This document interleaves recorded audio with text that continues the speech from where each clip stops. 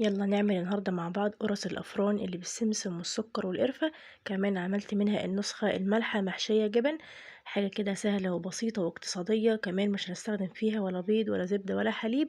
هي شوية مية ودقيق وتطلع معانا أحلى قرص طرية وهشة جدا للفطار أو للعشاء، أو بمناسبة إن المدارس قربت نديها للولاد كده في اللانش بوكس معاهم هم رايحين المدارس. قبل ما نبدأ في وصفتنا حابة أفكركم، لو انتوا أول مرة تشوفوني أنا اسمي جميلة خليل، ما تنسوش تعملوا سبسكرايب للقناة ولايك وشير لو عجبكم فيديو النهاردة.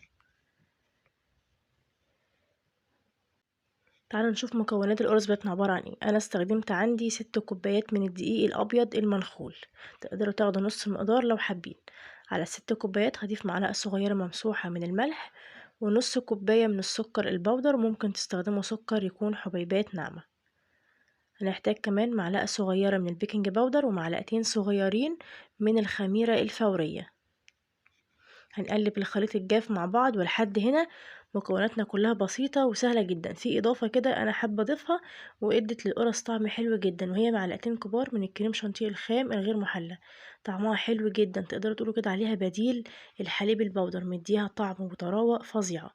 الكمية دي هضيف عليها نص كوباية من السمنة السايحة، أو ممكن زيت على سمنة أو زبدة أو زيت، بس زي ما انتوا عاوزين والمتاح عندكم. بقلب كده الدقيق مع السمنة بحيث ان هو يتغلف كله بالسمنة وتبقى كده عاملة زي خليط المندي.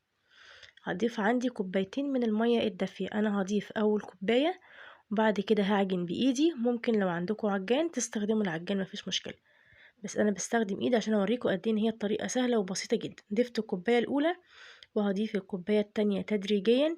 يفضل ما نستعجلش ونضيف الكوبايتين مرة واحدة، بنضيف كده شوية بشوية لحد لما العجينة تلم معانا، بس في نفس الوقت مش عايزينها تكون ناشفة قوي، يبقى كده فيها سن التلزيقة بس ما بتلزقش في ايدينا.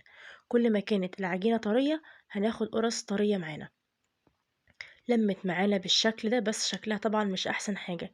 لازم ناخدها كده على السطح اللي احنا شغالين فيه ونبدأ نعجن فيها بالشكل ده كده من جوه، نفردها من جوه لبره لمدة مش اقل من 10 دقايق لحد لما تبقى ناعمة وطرية جدا ومسامية مفيهاش اي شقوق. هنرجعها البولة تاني، دهناها كده شوية زيت، بنحطها الاول على الوش عشان لما تيجي تخمر ما تلزقش في الاسترتش عندي، ونغطيها بقى باسترتش ونسيبها كده تخمر لمدة مش اقل من نص ساعة لساعة في الشتاء. يفضل ان احنا كده نشوف مكان دافي ونحطها فيها لحد لما الحجم يتضاعف معانا. العجينة بتاعتي عدى عليها ساعة لان الجو كان برد شوية، حجمها اتضاعف بالشكل ده. بنطلع كل التخمير والهواء اللي موجود فيها، والعجينة طبعا طالعة معايا ملمسها ناعم وطري جدا.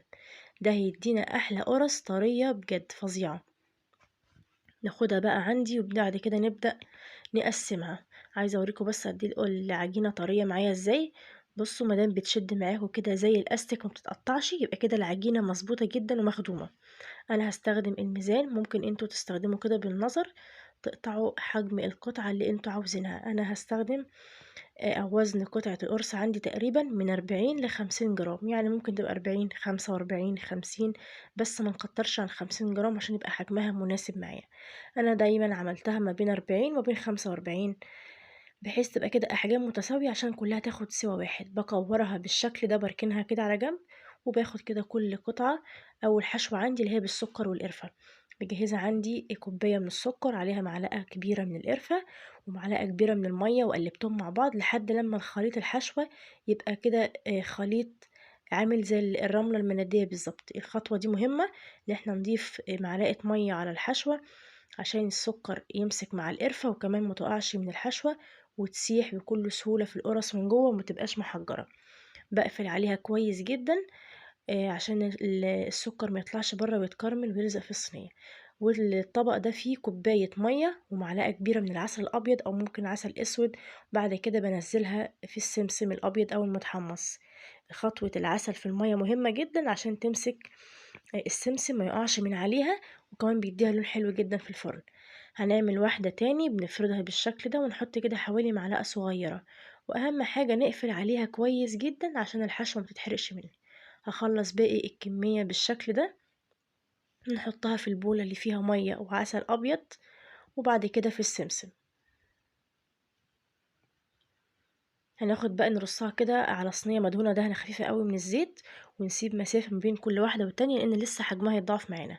وعلى بال ما بخلص الكمية كلها برجع لأول قرص عملتها وبضغط عليها كده ضغطتين بسيطة عشان تفرد معايا شوية، وهنسيبها تخمر لمرة تانية. الخطوة دي مهمة، أنا مش بضغطها على طول أول ما بحطها عشان إيه، ترتاح شوية يبقى الضغط سهل. هنعمل بقى النص التاني من العجينة بالجبنة، ودي حاجة اختيارية لو حابين.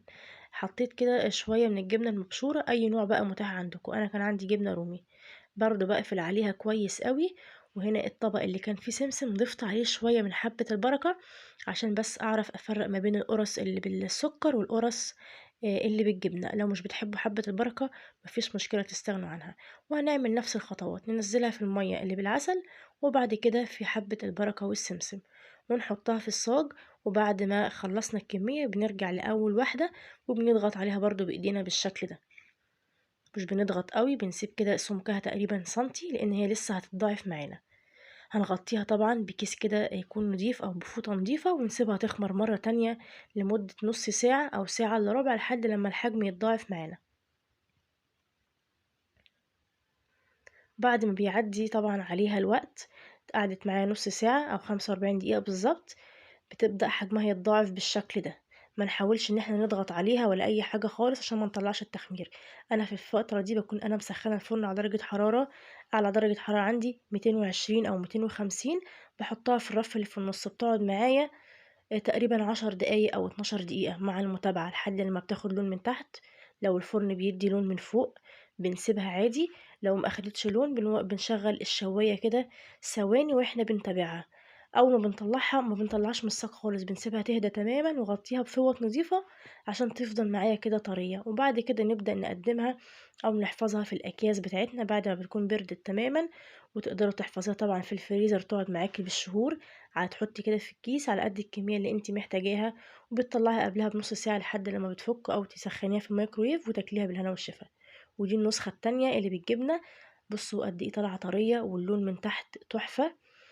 يعني هي معمولة بمية ودقيق، مفيهاش لا زبدة ولا فيها حليب، بس طالعة هشة وطرية جدا. عايزة اقول لكم كده حاجة زي القطن، طعمها خرافة. اللي بالجبنة دي حلوة قوي. عايزين تعملوا كلها بالسكر مفيش مشكلة. لو حابين تعملوا نفس المقدار، نص المقدار خدوا النص. لو انتوا عايزين تجربوا في كمية صغيرة، بس انا بما اني بعمل معجنات او حاجة فيها عجن فبحب اعمل كمية واحتفظ بيها في الفريزر عشان مش كل يوم هعجن. شايفين الحشوة من جوه سايحة وريحتها تحفة وطعمها اجمل. خدوها بقى مع كوباية الشاي كده الصبح على الفطار وبالهنا والشفا، جربوها، متأكدة هي ان شاء الله تعجبكم. هسيب لكم طبعا المقادير في صندوق الوصف تحت الفيديو، وهكتب لكم برضو مقدار صغير لو حابين تجربوا لأول مرة. لو عجبكم فيديو النهاردة ما تنسوش اللايك والشير.